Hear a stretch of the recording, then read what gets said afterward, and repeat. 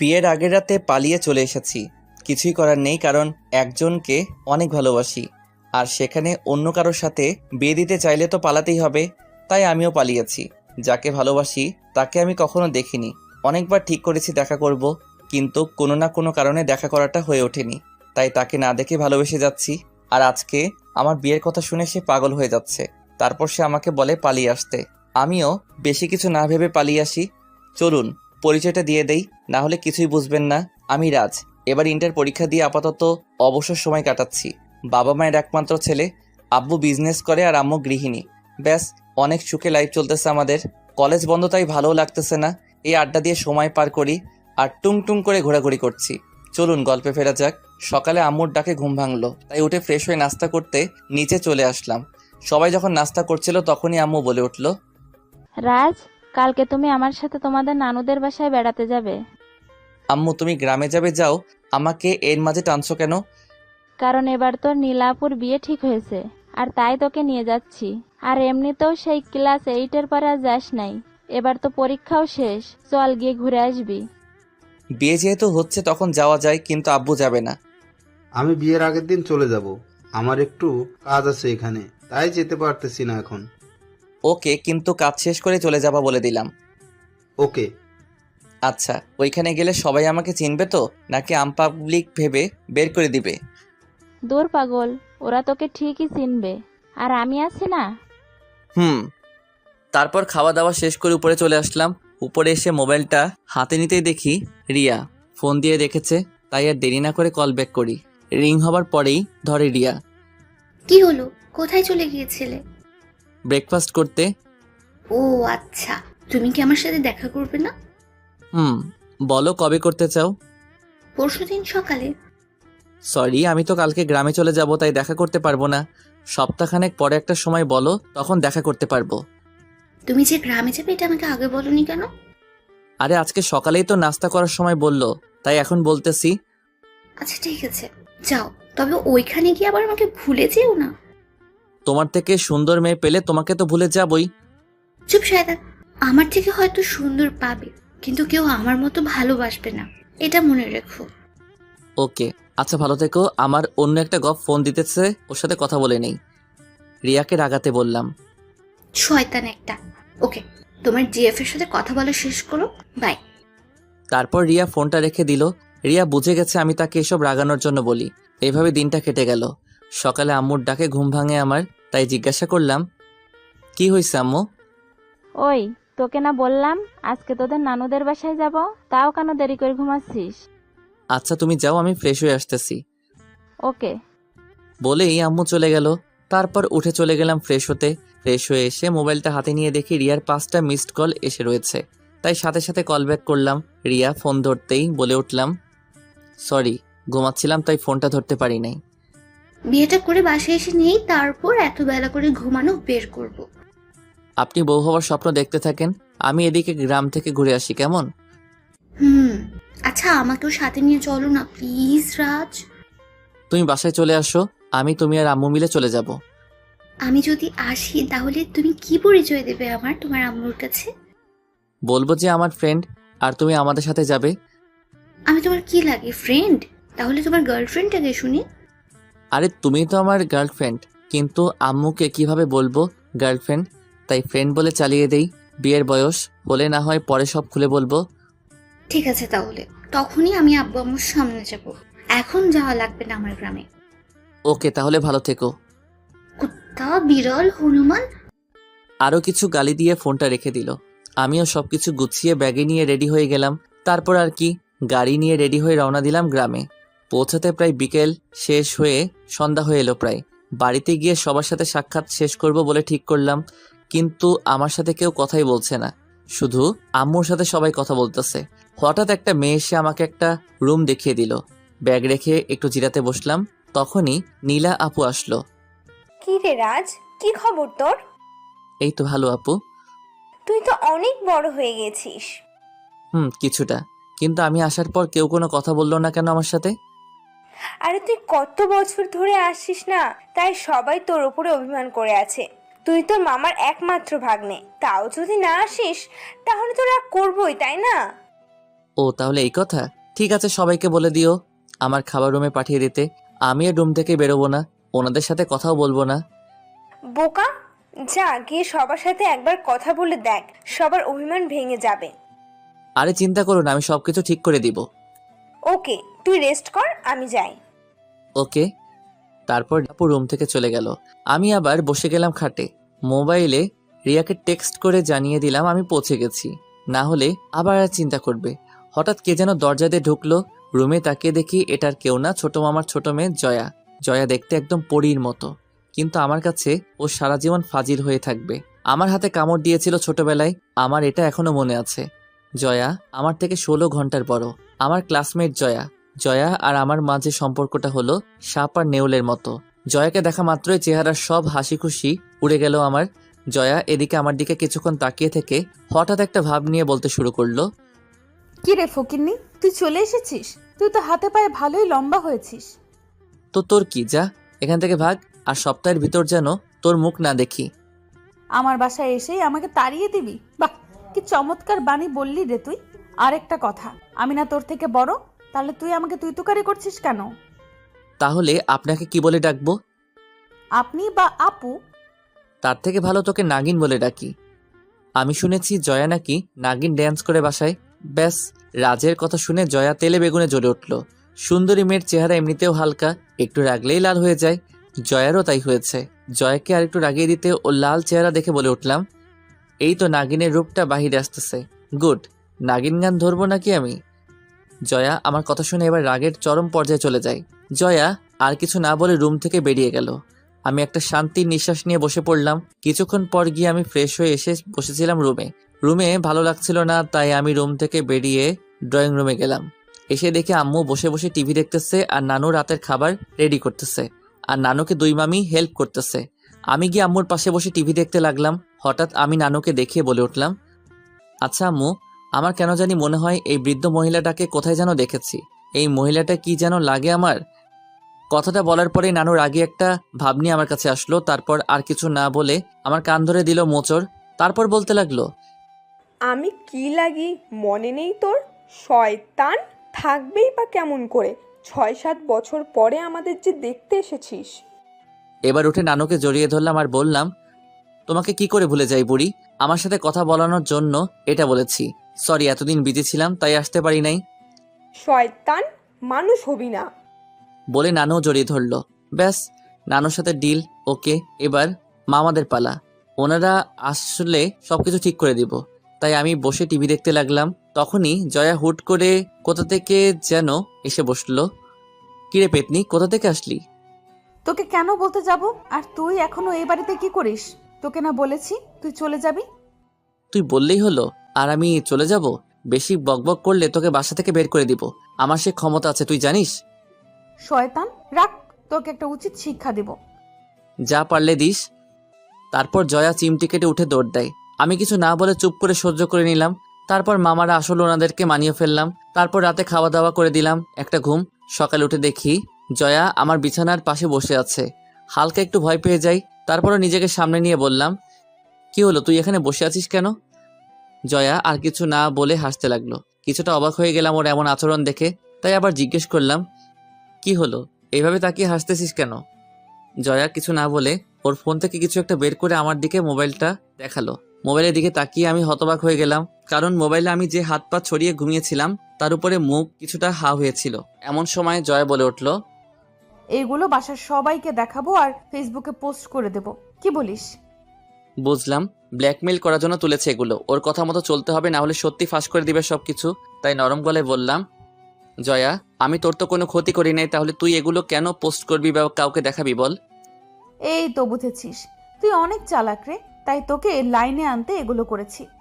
আমি তো এমনি লাইনে। শোন, এখন থেকে আমার কথা না শুনলে এগুলো ভাইরাল করে দেব, বুঝলি? না, তোর কথা মতোই চলবো আমি। এখন আয়, মার্কেটে যাব আমি তোকে নিয়ে। কেন? শপিং করতে যাব আমি তোকে নিয়ে, এখন ওর তাড়াতাড়ি। যা, তুই আসতেছি। আরেকটা কথা, এখন থেকে আপনি করে বলবি, কিন্তু আপু ডাকতে পারবি না, শুধু আপনি। ওকে। আমার ভিতরে আগুন জ্বলতেছে জয়ের কথাগুলো শুনে। পিকগুলো অনেক বিশ্রী উঠেছে, তাই ওর কথাগুলো শুনতেছি, না হলে কী যে করতাম তা বলে শেষ করতে পারবো না। যাক, রেডি হয়ে ওর সাথে রওনা দিলাম বাজারে রিক্সা দিয়ে। রিক্সা আপন গতিতে চলতেছিল, তখন জয়া বলে উঠল, আমার উপর তোর রাগ উঠতেছে তাই না? আরে না, রাগ উঠবে কেন? কি বলেন এসব আপনি? মিথ্যা বলা বন্ধ কর। আর শোন, যতদিন আছিস আমার কথা মতো চলবি, তাহলে সবগুলো পিক ডিলিট করে দিব। হুম। মনে মনে বললাম, সুযোগ পাই একটা, আমি নিজে ডিলিট করে দিব, তারপর তোকে দেখাবো মজা কাকে বলে। এসব ভাবতে ভাবতে চলতেছি, হঠাৎ একটা ছেলে রিক্সাটা থামিয়ে দিল। আমি কিছুটা অবাক হয়ে গেলাম, কিন্তু জয়ার দিকে তাকিয়ে দেখি জয়া কেমন জানি একটা বিরক্তিকর ভাব নিয়ে ছেলেটার দিকে তাকালো। তখনই ছেলেটা বলে উঠল, জয়া, ছেলেটা কে? ওর নাম রাজ, আমার বয়ফ্রেন্ড। জয়ার কথা শুনে আমার মনে হলো আমি হার্ট ফেল করব। কি বলল মেয়েটা? আমি স্বপ্ন দেখতেছি নাকি? আমি চোখ বড় বড় করে জয়ের দিকে তাকালাম। কি? কানে কম শুনিস নাকি? তোকে আমার বয়ফ্রেন্ডের কথা বলেছিলাম না? এটা হলো আমার বয়ফ্রেন্ড। না, এটা হতে পারে না। তাহলে আমি এতদিন তোমার পিছনে ঘুরে কি হলো? তা আমি কি জানি? আমি তোকে আগেই বলেছি আমার বয়ফ্রেন্ড আছে, তুই বিশ্বাস করিস নাই, তো এখন বোঝ মজা। দেখো, তোমার বয়ফ্রেন্ড থাকায় আমার কিছু যায় আসে না। আমি এখনো তোমাকে ভালোবাসি। দেখ, ওর সাথে আমার সব কিছু হয়ে গেছে। মানেটা কি তোকে ভেঙে বলবো নাকি বুঝে যাবি? আর কয়েকদিন পর ওর আর আমার বিয়ে, তুই আসিস কেমন? আর হ্যাঁ, বিয়ের পরেও যদি তুই আমাকে চাস তাহলে বলিস। রাত যদি আমাকে ডিভোর্স দিয়ে দেয় তখন আমি তোর কাছে ফিরে আসবো, কেমন? আমি জয়ার কথা শুধু হা হয়ে শুনছিলাম, কারণ ওর কথার আগামাথা কিছুই আমার মাথায় ঢুকতেছে না, শুধু ওদের কথা শুনতেছি। জয়া, তুমি কি সব সত্যি বলতেছো? আর রিক্সাটা ছাড়, এবার রাজকে নিয়ে হোটেলে যাচ্ছি, দিনটা কাটিয়ে বিকেলে ফিরবো। ছেলেটা আর কিছু না বলে সাইড হয়ে দাঁড়িয়ে গেল। রিক্সা আবার চলতে শুরু করলো। কিছুটা দূরে যেতেই বলে উঠলাম, ওই তুই কি বললি আমাকে ওই ছেলেটার সামনে? আরে আর বলিস না, প্রত্যেকটা দিন রাস্তায় আমার জন্য দাঁড়িয়ে থাকে, তাই আজকে সুযোগ বুঝে ওর পিছু নেওয়াটা ছাড়িয়ে দিলাম। তাই বলে আমাকে ব্যবহার করলি কেন? তুই পাশে ছিলি তাই তোকে ব্যবহার করে দিলাম। আর এমনিতেও তুই চলে গেলে এসবের খবর কে রাখবে? তাই বলে আমার নাম ব্যবহার করবি? তুই নিজের বয়ফ্রেন্ডের নাম বললেই তো পারতি। আমার কোনো বয়ফ্রেন্ড নাই। কি? সত্যি আমার কোনো বয়ফ্রেন্ড নাই। এটাও বিশ্বাস করতে হবে আমাকে যে তোর বয়ফ্রেন্ড নেই? আসলে আমি এসবে জড়াতে চাই না, তাই এখনো কাউকে বয়ফ্রেন্ড বানাইনি। ও, তা কাউকে পছন্দ করিস না? না, আর করলেও তোকে কেন বলতে যাব? আর তুই কিন্তু আমাকে তুই করে বলতেছিস। ও সরি। তারপর জয়া মার্কেটে গিয়ে কতগুলো মার্কেট করে এরপর বাসায় চলে আসলাম। বিকেলে বসেছিলাম, তখন জয়া রুমে আসলো, এসে আমার পাশে বসে গেল। আমি কিছুটা অবাক হয়ে বললাম, কি হলো, আপনি এখানে এসে বসেছেন কেন? শোন, তোকে নিয়ে একটা জায়গায় ঘুরতে যাব, তাড়াতাড়ি রেডি হয়ে নে। আমি এখন ঘুমাবো, তাই যেতে পারবো না। তাহলে পিকগুলো কি দিব ভাইরাল করে? আরে না, আমি যাবো তো। এই তো গুড বয়, যা তাড়াতাড়ি রেডি হয়ে নে। বলেই চলে গেলাম ওয়াশরুমে। সারা শরীর রাগে ফেটে যাচ্ছে। মনে মনে জয়ার 14 গোষ্ঠীকে উদ্ধার করলাম। তারপরেও রেডি হয়ে এসে দেখি জয়া বসে আছে। জয়া আমাকে নিয়ে একটা নদীর পাড়ে গেল ঘুরতে। জায়গাটা অনেক সুন্দর, যা বলে বোঝানোর মতো না। চারদিকটা অনেক নীরব আর নদীর স্রোতের শব্দ। মোটামুটি ভালোই লাগতে লাগলো। তাই জয়াকে বললাম, এটা কি তোর প্রিয় জায়গা? হুম। তা আমাকে এখানে নিয়ে আসার কারণ কি জানতে পারি? আজকে মনটা বেশি একটা ভালো না, তাই ভাবলাম তোকে নিয়ে ঘুরতে যাই এখান থেকে। ও। তারপর দুজনেই নদীর দিকে তাকিয়েছিলাম। কিছুক্ষণ পর হঠাৎ জয়া বলে উঠল, রাজ, তোর গার্লফ্রেন্ড আছে? হঠাৎ এমন প্রশ্ন কেন? বল না। আছে। তাই নাকি? তাহলে তো দেখতে হয় তোর গার্লফ্রেন্ডের পিক, দেখা তো দেখি। ওর পিক নাই তো আমার কাছে। কি বলিস? যার সাথে প্রেম করিস তার পিক নেই মানে কি? আসলে ওর সাথে আমার ফেসবুকে পরিচয়, তারপর থেকে রিলেশন, কিন্তু এখনও তার সাথে মিট করা হয়নি। আসলে ও অনেকবার দেখা করতে চেয়েছে, কিন্তু সময়ের কারণে আমি নিজেই দেখা করতে পারি নাই। ও, তার মানে তুই ফেসবুকে প্রেম করতেছস? হুম। ভালো, তা মেয়েটার নাম কি? রিয়া। ও আচ্ছা, তুই আমার ওই পিকগুলো ডিলিট করে দে প্লিজ। তোকে অনেক জ্বালাইছি রে রাজ, আর আজকে আমার সাথে এখানে আসায় তোর সব দোষ মাফ। আর যা, তোর পিকগুলো ডিলিট করে দিলাম। তারপর জয়া মোবাইল বের করে পিকগুলো ডিলিট করে দিল। যাক, মনে মনে অনেকটা শান্তি পেলাম। তারপর আর কোনো কথা না বলে দুজনেই নদীর দিকে তাকিয়েছিলাম। হঠাৎ আমার নজর জয়ার মুখের দিকে গেল। পরন্ত বিকেলের শেষ রোদে জয়ার রূপটা আরও জ্বলজ্বল করতে লাগলো। ওর মুখটাও নিষ্পাপ হয়ে উঠল। ওর এই চেহারা দেখলে কেউ বলতেই পারবে না যে মেয়েটা এতটা চঞ্চল। এসব ভাবছিলাম, তখন জয়ার ডাকে বাস্তবে ফিরলাম। কি রে, এইভাবে আমার দিকে তাকিয়ে আছিস কেন? না, এমনি। তারপর আরও কিছুক্ষণ বসে থেকে বাসায় চলে আসলাম। বাসাটা সাজানোর কাজ শুরু করে দিয়েছে। রাতে সবাই সবার মতো ব্যস্ত হয়ে রয়েছে। আমার ভালো লাগছিল না, কি করব বুঝতেছি না। তখনই জয়া রুমে আসলো। কি রে রাজ, কি করতেছিস? এই তো বসে রয়েছি। আসলে আমার ভালো লাগছিল না, তাই ভাবলাম তোর সাথে আড্ডা দেই কিছুক্ষণ। কি বলিস? কিন্তু রুমে বসে থাকতে ভালো লাগতেছে না। চল রাস্তায় গিয়ে হেঁটে আসি। ভালো বলেছিস, চল বাহিরে যাই। তারপর জয়াকে নিয়ে হাঁটতে বেরিয়ে গেলাম। রাস্তায় দুজনে হাঁটতে লাগলাম চুপচাপ। তখনই জয়া বলে উঠল, তোরা কি বিয়ের পরদিনই চলে যাবি? না, এবার যেহেতু এসেছি কয়েকদিন থেকে তারপর যাব। ও, তা তোর প্রেম কেমন চলতেছে? আর বলিস না রিয়া, আজকে সারাদিন একবারও খোঁজ নিল না। বুঝলাম না, ফোন দিয়েছি তাও ধরতেছে না। দেখ, তুই গ্রামে চলে এসেছিস, তাই ওই রিয়া মেয়েটা অন্য একজনের সাথে সময় কাটাচ্ছে। আরে না, রিয়া মেয়েটা এমন না। ও সব মেয়ের থেকে আলাদা। তুই না দেখে কিভাবে বুঝলি? দেখ, প্রায় সব রিলেশনের ব্যাপারে ছেলে সবসময় ফোন দিয়ে মেয়ের খোঁজ খবর নেয়, কিন্তু আমার বেলায় উল্টো। রিয়া সবসময় কল দিয়ে জিজ্ঞাসা করবে কি করতেছি না করব, সব কিছুর খবর নেয়। তাই নাকি? আর রিয়া না প্রায় দিনই আমার সাথে দেখা করতে চায়, কিন্তু আমি সময়ের অভাবে দেখা করতে পারি না। রিয়া আর যাই হোক খারাপ হতে পারে না, আর আমি রিয়াকে অনেক ভালোবাসি। ও রোমিও সাহেব, রোম্যান্স বাদ দিয়ে বাস্তবে আসেন। আচ্ছা চল বাসায় যাই। কেন, কাজ আছে নাকি? না, তবে খাওয়ার সময় হয়ে গেছে। ও, চলো। তারপর বাসার দিকে হাঁটতে লাগলাম। কি যেন মনে করে জয়াকে ডাক দিলাম। জয়া পিছনে ফিরে তাকালো। কি বলবি? হুম বল, কি বলবি? ভাবতেছি তোর সাথে আর ঝগড়া করব না। কেন? ভাবতাম ছোটবেলার মতো খারাপ আছিস তুই, কিন্তু না, তুই বদলে গেছিস। তাই ভাবতেছি আর ঝগড়া করব না। ওকে। তাহলে চল আমরা আজ থেকে ফ্রেন্ডশিপ করে ফেলি। জয়া কিছু না বলে কি যেন ভাবতে লাগলো। কিছুক্ষণ ভেবে বলল, করতে পারি, তবে একটা শর্ত আছে। বল শুনি, কি শর্ত? ফ্রেন্ড হতে পারি যদি আমার সব কথা তুই শুনিস। আমি যেখানে যেতে বলবো তুই যাবি, যা করতে বলবো তা করবি। তাহলে আমারও একটা শর্ত আছে। তোর আবার কি শর্ত? আমাকে প্যারা দিতে পারবি না, ওকে? আর ওই দিনের মতো বৃষ্টির ছবি আর তুলবি না। ওকে। ব্যাস। জয়া হেসে হাত বাড়িয়ে দিল, আর আমি হ্যান্ডশেক করে নিলাম। তারপর রওনা দিলাম বাসার দিকে। বাসায় এসে খাওয়া দাওয়া করে ঘুমিয়ে গেলাম। সকালে মুখে পানি ছিটানোর পর ঘুম ভাঙলো। তাকিয়ে দেখি জয়া সামনে দাঁড়িয়ে আছে পানির গ্লাস নিয়ে। কি হলো, পানি ছিটালি কেন? এত বেলা করে কেউ ঘুমায়? তাই বলে পানি ছিটাবি? ডাকলেই তো উঠে যেতাম। ডাকলে উঠতেছি, একটু পরে উঠবো এসব বলতি, কিন্তু পানি ছিটিয়ে দিয়েছি, একেবারে উঠে বসেছিস। আচ্ছা, দরজা লাগানো ছিল, তুই ভিতরে আসলি কিভাবে?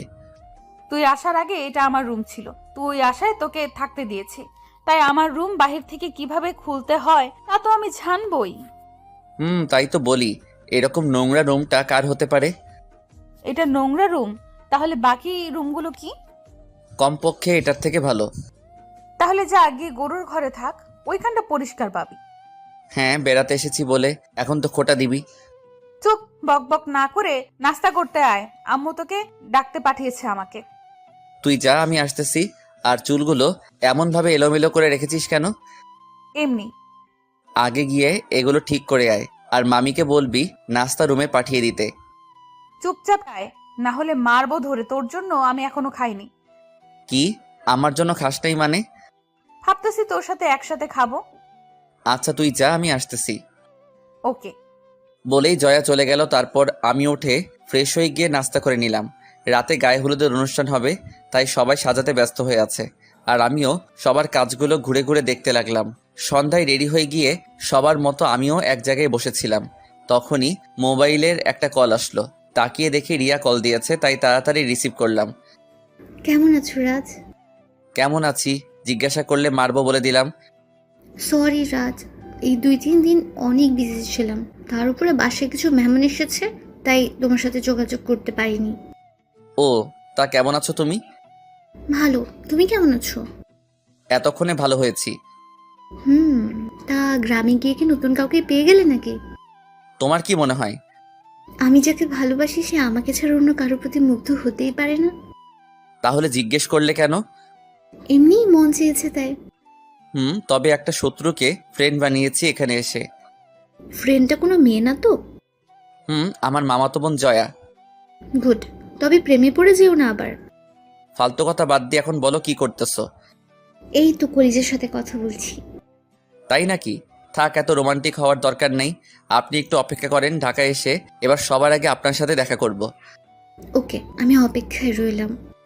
আচ্ছা রিয়া, তোমার গলাটা আজকে এত চেনা চেনা লাগতেছে কেন? যার মনে আমি থাকি তার কাছে আমার গলা চেনা লাগবে না তো অচেনা লাগবে নাকি? তাও ঠিক। তা তুমি আর কিছু বলতে যাব তখনই পিছন থেকে কাঁধে কেউ হাত রাখলো। তাকিয়ে দেখি জয়া, তাই তাড়াতাড়ি ফোনটা কেটে দিলাম। তারপর জয়া বলে উঠল,